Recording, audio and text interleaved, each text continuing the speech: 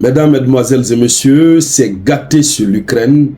La Russie de Vladimir Poutine est inarrêtable. Selon les propos de l'Ukraine, la Russie vient de battre son propre record de drones.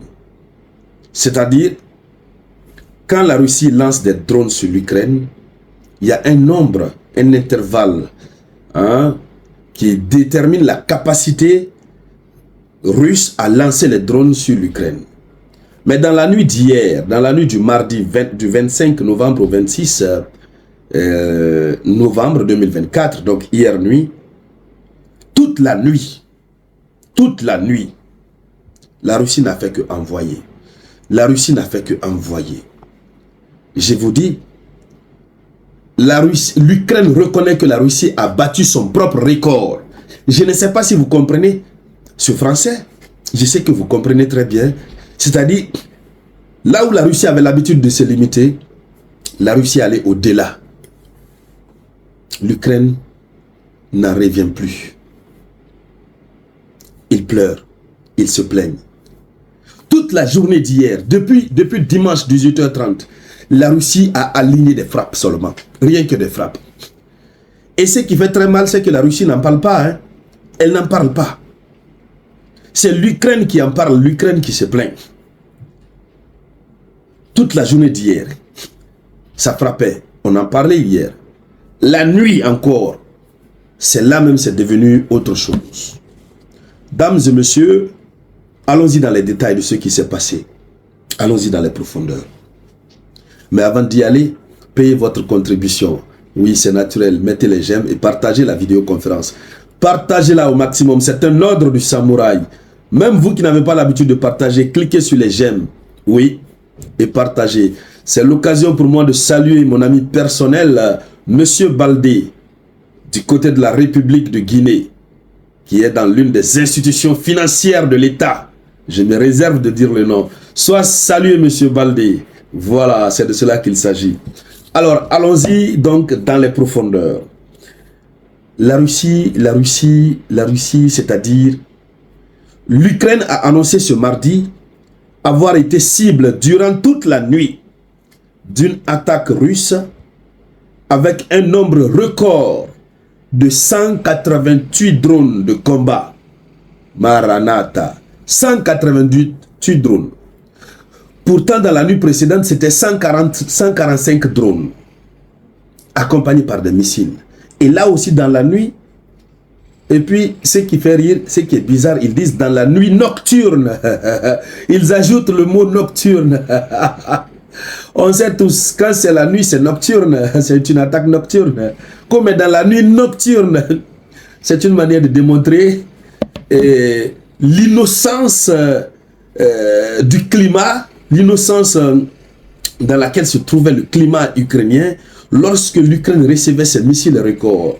La nuit nocturne, donc la nuit profonde, au moment où les Ukrainiens dorment paisiblement dans une paix à la Zelensky, parce que quand tu as une paix à la Zelensky, tu n'es pas en paix.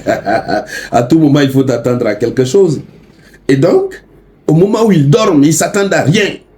C'est en ce moment, dans une paix samouraïtique, la Russie envoie au calme ses drones. Je vous dis, la guerre n'est pas une bonne chose.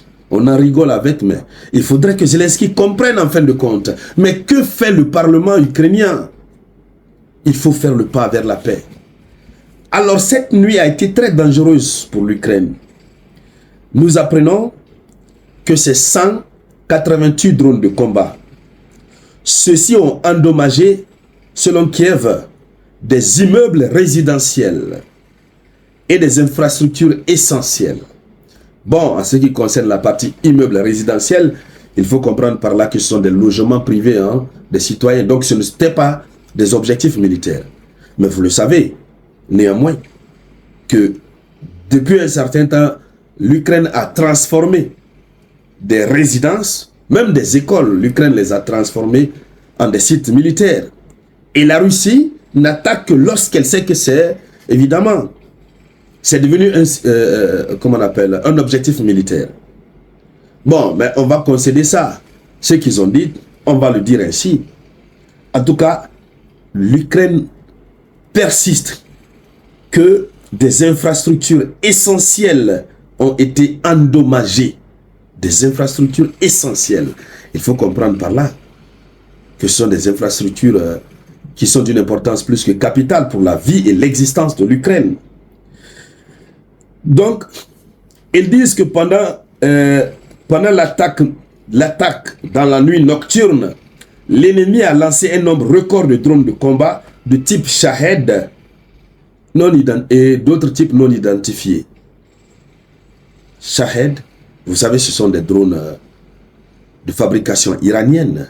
C'est ce que l'Iran a livré à foison à la Russie. Et la Russie aussi ne fait que livrer ça à l'Ukraine. Mais cette manière de livrer à l'Ukraine, c'est autre chose. Allons-y dans les profondeurs, mesdames, mesdemoiselles et messieurs. Donc, selon l'information, ça ne s'est pas limité à 188 drones. Il y a 4 missiles balistiques Iskander. Ah, le fameux Iskander. Il revient dans le jeu. Vous savez, dans cette vie, chacun a son moment de gloire. Chacun a son moment de gloire.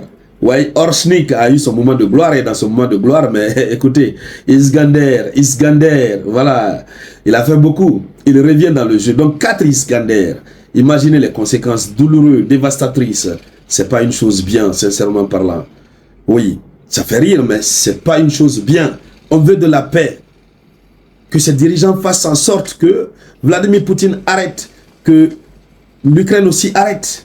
Mais comment est-ce qu'ils vont arrêter pendant que les États-Unis d'Amérique sont en train d'appuyer sur l'accélérateur, le dièse, parce qu'ils savent que le sol ukrainien est immensément riche. C'est ça la cause de ce conflit. Alors, selon l'Ukraine, malheureusement des sites d'infrastructures, j'y arrive, d'infrastructures essentielles ont été touchés. Et dans plusieurs régions, des maisons et immeubles résidentiels ont été endommagés. Alors, selon les données préliminaires, voilà, de l'attaque, selon les données préliminaires, l'attaque n'a pas fait de, voilà, il n'y a pas eu de blessés ou de personnes envoyées au repos éternel. Mais, en tout cas, il y a eu des dégâts.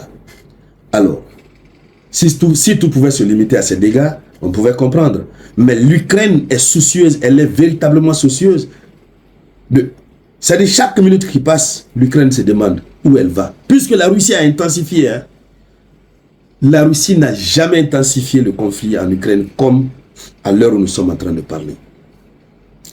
Et donc, mesdames, mesdemoiselles et messieurs, voici ce qu'il y avait à dire. Et merci à toutes et à tous. Je vous reviens donc tout à l'heure avec de nouvelles actualités. C'était la voix de votre unique samouraï.